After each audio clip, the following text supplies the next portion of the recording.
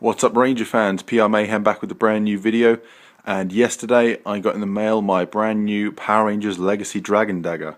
I'll be doing a full in-depth review of it today, along with a side-by-side comparison, comparing it to my Buzz's Room Zyusouken or Dragon Dagger replica prop that I acquired some years ago.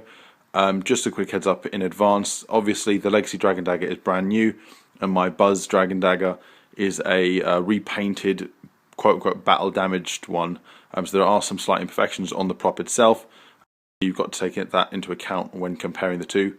And obviously it's a second-hand paint job. Right, guys, first I'll jump into the Legacy Dragon Dagger itself and its packaging. Packaging very similar to the old school Dragon Dagger box. Obviously this one's a lot larger in both length and width, so it's a lot more realistic to scale to the one that you see in the image there. If I just go around the box and give you a brief overview, there you've got the 6 Rangers, starting with Green Ranger, leading down to yellow. The shot of the Legacy Dragon Dagger itself, the classic Power Rangers emblem. Then you've got the rating. Clearly this is not a toy for kids, due to it having die-cast pieces. So some parts of it are metal. Could be considered dangerous depending on who's wielding the damn thing.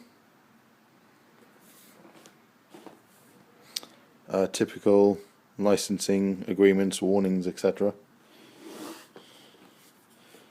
Same on the other side. If I go to the back, you've got an overview of the entire dagger itself, the classic Power Rangers emblem, the Green Ranger picture. You've got the explanations of the sound effects, so you've got the press here and hold for the deluxe sounds. You've got the different tunes, so you've got the Zord combined tune, the classic Power Rangers theme song, and the Dragon Zord summoning tune. And then you've got the actual story here. I'll see if I can zoom in on this one moment. So there you have the story itself. I'll hold it for a few seconds so you can then pause it and read it. And then you've got the overview of the dagger itself.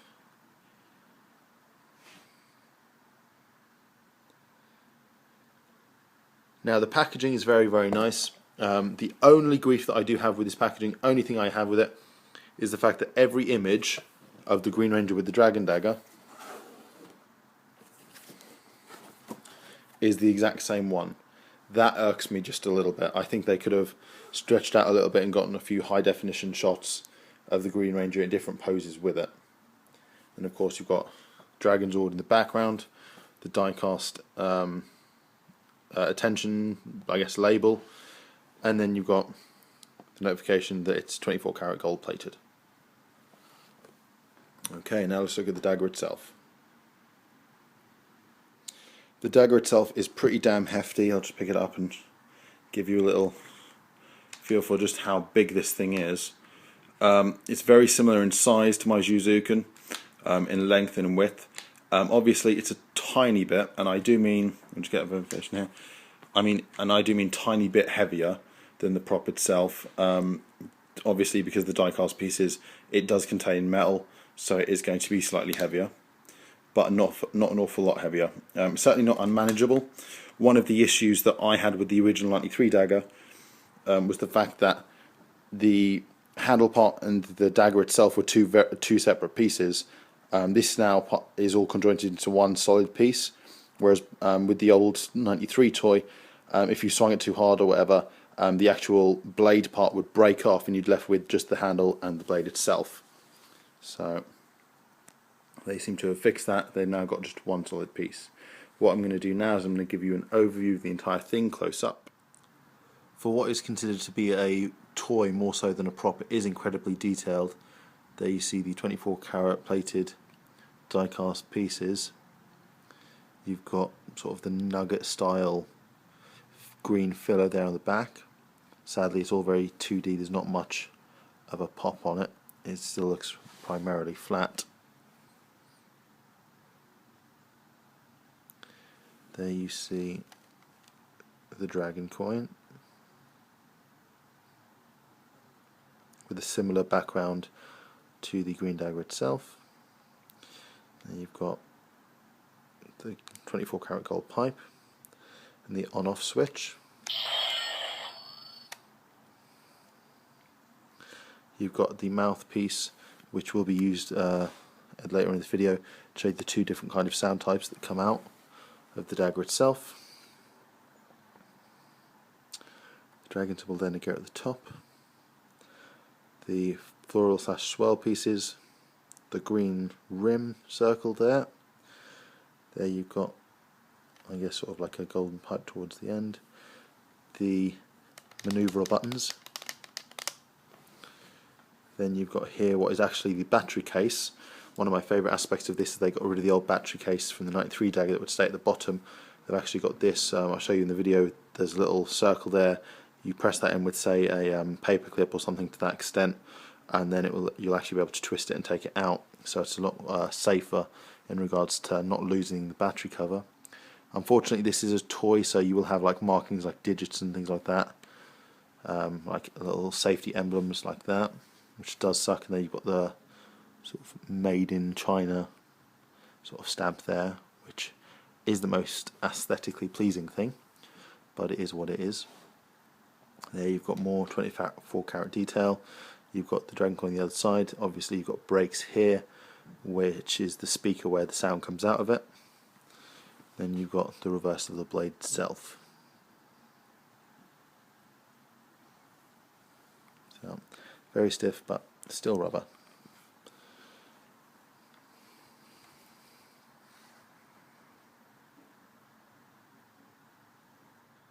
Now we come to the comparison portion of the video. Visually, they are quite similar. The blade on the Zyusouken is the reason I'm calling it the Zyusouken is just to differ between the two. It's slightly thinner, but the overall dagger is thicker in width.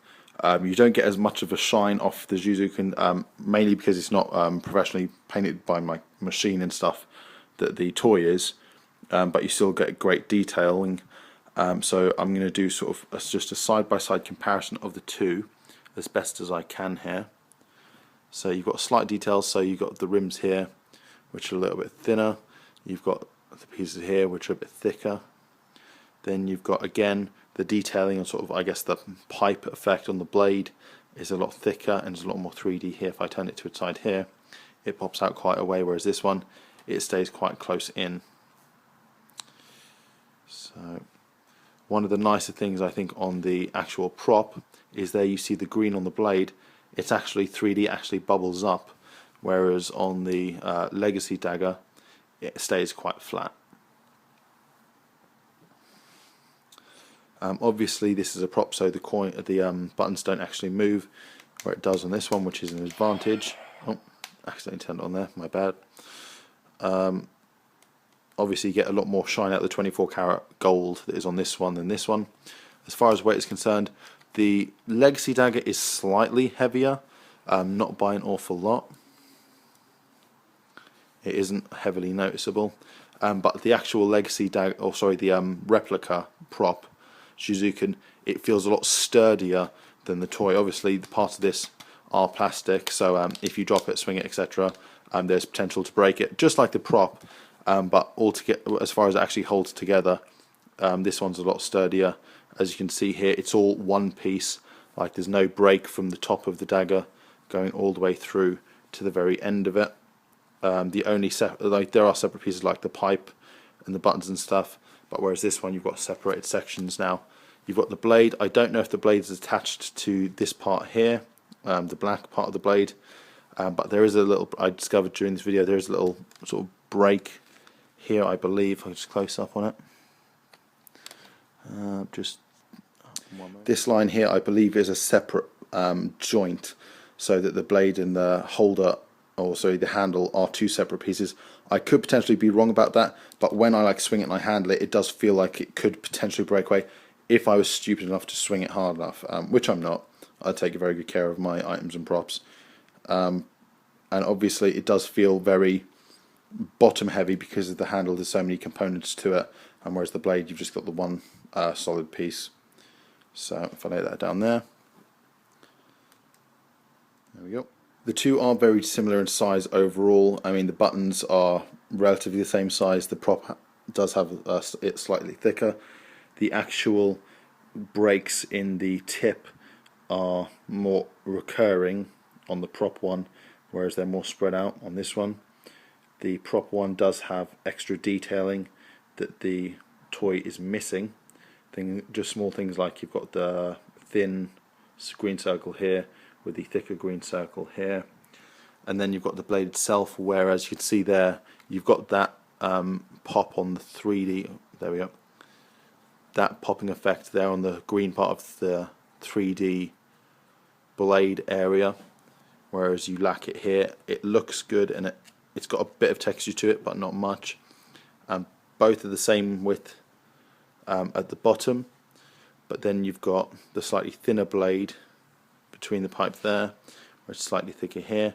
But one other thing is with the Legacy Dagger, it's very flat going across from here to the actual blade part, whereas here you've actually got a bit of depth, so you'd actually be able to catch your finger as you go over to the side of the blade. The actual handle parts do look different. So you've got the handle, and then you've got the coins going from one part down to the other with the poking out cylinder, whereas this one, it sort of rounds off on both sides. Then you've got the tips. This part on this is more show accurate because the actual indents go a bit further down, whereas on here they're a little bit shorter. Overall, both amazing items. Haven't made up my mind which one I'll keep yet. Along with actually looking a lot better and feeling a lot better than the original 93 Dagger, this one being much more of a prop than an actual physical toy, they've improved the actual features as well. The old battery case used to be along this tube here, where they have a clip on the bottom which would release the exposed AA batteries here. What they've done to improve that this time is they've actually included like a little safety feature. The little dot there, you have to insert, say, a paper clip or a toothpick, in which case you can then pop off the metal cap, which is very heavy duty, just like all of the die-cast pieces. And then you've got a little clip just here. If you pinch down and pull the clip, out comes the two AAA batteries. If you pop it back in, clip goes in, and the cap, let me just switch back on there, bear with me one moment. Oh, clip wasn't on the way in, excuse me. There we go. Sorry, it's a pain trying to do it with one hand. Now that all your batteries are actually safe and secure inside there, there's no chance of the case holder falling out or popping off, as this is very secure. Now, the actual sound effects themselves. Now, you will have to bear with me. My hands may slip, etc., because I'm doing it with one hand, so you'll have to give me a break. Now, when doing this, you are going to have to cut me some slack. I am doing this with one hand only. To turn the Dagger on first, you've got the little clip here. Flick that on, it creates this sound. Keep in mind that when you're handling this, that clip isn't very sturdy, so a slight finger touch and it will clip sort of on and off. It's not particularly stiff. The sound effects themselves create different sounds as you go, depending on how you're holding it and what you've done to the Dagger. And what I mean by that is when you first turn it on and use the buttons, they create these sounds, which is a striking sound, which is sort of a dagger clashing with another weapon sound, and then you've got an attack or swoosh sound. Now, to get the traditional Dragon Zord and Power Ranger sounds that were on the old Dagger, you actually have to adjust yourselves and press down the mouthpiece to create the new sounds. So, as I said, if I click this one just on its own, it just creates the swoosh sound. But if I press down the mouthpiece and then press down the same button, it creates this sound.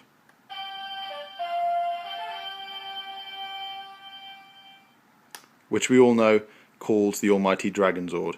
If I continue to press down the mouthpiece and press this button,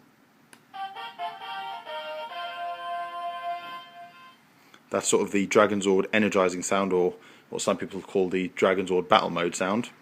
And then the center button, it creates the entire Mighty Morphin Power Rangers theme tune.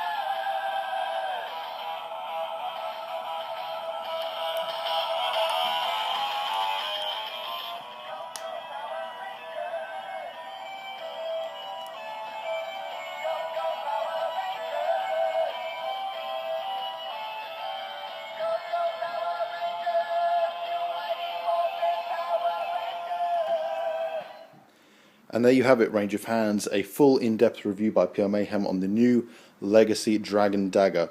Some people love it, some people will hate it. It's the way it goes. It's not absolutely perfect, but considering how difficult some props are to get hold of, I think this is a really good alternative. I know some people have complained about the price. Yes, it is quite high. However, it's not high enough that people won't buy it. Some people call it too expensive. Okay, they have an opinion, but at the same time, you can only regard something as being overly expensive when no one's willing to buy it. And I've seen a ton of these pop up on YouTube and Facebook Rangers and Ranger Generations and all these other sites and groups. So clearly people are willing to pay for it, therefore they're going to price it as whatever cost they want. Anyway guys, that's it from PR Mayhem. A quick update as far as my Dragon Shield is concerned. The Dragon Shield is now sold. It is gone. One further update from me. I've not yet received my Time Red helmet. I'm still dieting. I will be at the MCM Expo this coming May. I will be both the Red Zeo Ranger and Time Red Power Ranger, or Red Time Force Ranger. And I may very well pop up for a few hours as the Green Ranger sporting either one of these daggers. Anyway guys, that's it from PR Mayhem, and I will catch you next time.